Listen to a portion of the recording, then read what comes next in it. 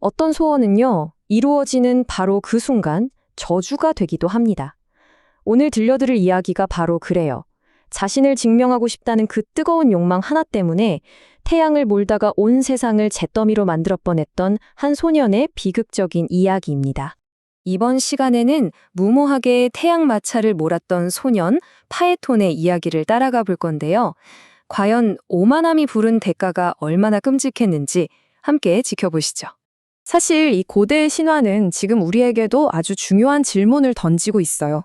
인정받고 싶다? 나를 증명해 보이고 싶다는 이 야망, 대체 우리를 어디까지 데려갈 수 있을까요? 파이톤의 이야기는 어쩌면 그 위험한 끝을 보여주는 하나의 경고일지도 모릅니다. 자, 그럼 이야기 속으로 한번 들어가 볼까요? 모든 건 태양신 포이부스 아폴론의 아들 파에톤이 아버지의 궁전으로 향하면서 시작됩니다. 근데 그의 마음속에는요, 빛나는 혈통에 대한 자부심이 아니라 아주 깊은 의심의 그림자가 드리워져 있었어요. 오비디우스의 묘사를 보면 이 태양의 궁전은 정말 인간의 상상을 초월하는 곳이에요.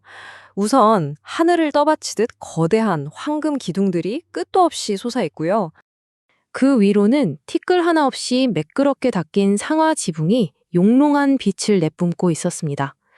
그야말로 완벽하고 흔들림 없는 신들의 세계, 그 자체를 상징하는 것 같았죠. 그리고 마지막으로 문은 눈이 부실 정도로 찬란한 은혜로 조각되어 세상의 모든 이야기를 담고 있었죠. 이렇게 완벽하고 장엄한 공간으로 파에톤은 한낱 인간의 불안과 초조함을 가득 품고 들어선 겁니다. 이 이야기 전체를 관통하는 핵심 키워드는 바로 휴브리스, 즉 오만입니다. 아니, 파이톤은 대체 왜 아버지를 찾아온 걸까요? 이유는 정말 사소했어요. 라이벌인 에파푸스가 툭 던진 "네가 정말 신의 아들이 맞아?" 이 모욕적인 한마디 때문이었죠. 이성과 판단을 마비시켜버리는 이 인정 욕구가 모든 비극의 시작이었던 겁니다. 자, 이제 아버지와 아들이 마주하는 결정적인 순간입니다. 여기서 맺어진 단 하나의 약속이 끔찍한 운명의 봉인을 풀어버리게 되죠. 아들의 의심을 어떻게든 잠재우고 싶었던 아버지 포이부스. 그는 아들을 끌어안고 세상에서 가장 무거운 맹세를 하고 맙니다. 바로 스틱스 강에 대고 한 약속. 이건 신들의 왕 제우스조차 거스를 수 없는, 절대로 깨뜨릴 수 없는 맹세였어요. 바로 그 순간 파에톤은 자신의 혈통을 세상에 증명할 최고의 증거를 요구합니다. 아버지만이 할 수 있는 일, 바로 태양 마차를 하루만 몰게 해달라는 거였죠. 이 말을 듣자마자 포이부스의 얼굴은 새하얗게 질려버렸고 그는 자신의 섣부른 맹세를 뼈저리게 후회하기 시작합니다. 포이부스는 정말 필사적으로 아들을 말립니다. 그 길이 얼마나 무시무시한지 하나하나 설명하죠. 웬만한 신도 다루기 힘든 저 불타는 말들을 네가 어떻게 하겠니? 게다가 하늘길에는 황소와 사자, 치명적인 독을 품은 전갈 같은 끔찍한 괴물들이 버티고 있단다.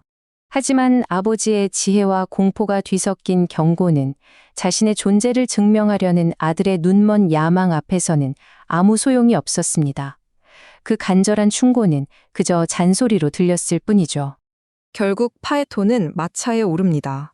그런데 말들이 마차가 너무 가볍다는 걸 깨닫는 바로 그 순간 의기양양했던 상승은 걷잡을 수 없는 혼돈의 시작이 되고 말죠. 늘 마차를 짓누르던 태양신의 묵직한 무게가 사라지자 불타는 말들은 꽃비를 벗어나 하늘을 제멋대로 질주하기 시작합니다. 파에톤의 손에 느껴지던 짜릿한 권력의 감각은 순식간에 통제 불가능한 공포로 바뀌어 버렸습니다. 여기서부터 끔찍한 재앙이 시작됩니다. 너무 낮게 날아버린 마차의 열기 때문에 지상의 높은 산들이 가장 먼저 시뻘건 불길에 휩싸이기 시작해요. 재앙은 걷잡을 수 없이 번져나갑니다. 위대한 나일강과 겐지스강이 순식간에 수증기로 변해버리고 대지는 타는 목마름에 신음하기 시작하죠. 마침내 대지 자체가 쩍쩍 갈라지기 시작합니다. 이 전 지구적인 재앙 속에서 대지의 여신 가이아의 고통스러운 비명이 신들의 왕 유피테르의 귀에까지 닿게 됩니다. 그리고 이 지정이 참 흥미로운데요. 고대인들은 이 신화를 통해서 세상의 모습을 설명하려고 했던 거예요. 에티오피아 사람들의 피부가 검은 이유나 리비아가 사막이 된 이유가 바로 이 파에톤의 대재앙 때문이었다는 거죠. 정말 대단한 상상력 아닌가요? 세상이 완전히 파괴되는 걸 막기 위해 마침내 가장 강력한 신이 직접 나설 수밖에 없게 됩니다. 유피테르에게 다른 선택지는 없었습니다. 모두를 구하기 위해선 단 한 명을 희생시켜야만 했죠. 그의 손에서 뿜어져 나온 번개가 하늘을 가로질러 마차를 그대로 강타합니다. 시끄럽던 모든 혼돈이 멈춘 그 순간, 불타는 머리카락을 흩날리며 추락하는 소년의 마지막 모습은 섬뜩할 만큼 고요하고 아름다웠다고 합니다. 마치 저녁 하늘을 가로지르는 유성처럼 그는 그렇게 떨어졌습니다. 하지만 이야기는 파에톤의 죽음으로 끝나지 않아요. 그의 누이들 헬리아데스는 동생의 죽음을 너무나 슬퍼한 나머지 강가에 뿌리를 내리고 포플러 나무로 변해버립니다. 그리고 그들이 끝없이 흘린 눈물은 햇빛을 받아 투명하고 아름다운 보석, 호박이 되었죠. 하나의 비극은 종종 또 다른 이야기의 씨앗이 되곤 하죠. 파이톤의 죽음이 낳으니 깊고 슬픈 눈물의 강은 과연 또 어떤 새로운 비극을 향해 흘러가게 될까요? 그 답은 다음 신화 속에 숨어 있습니다.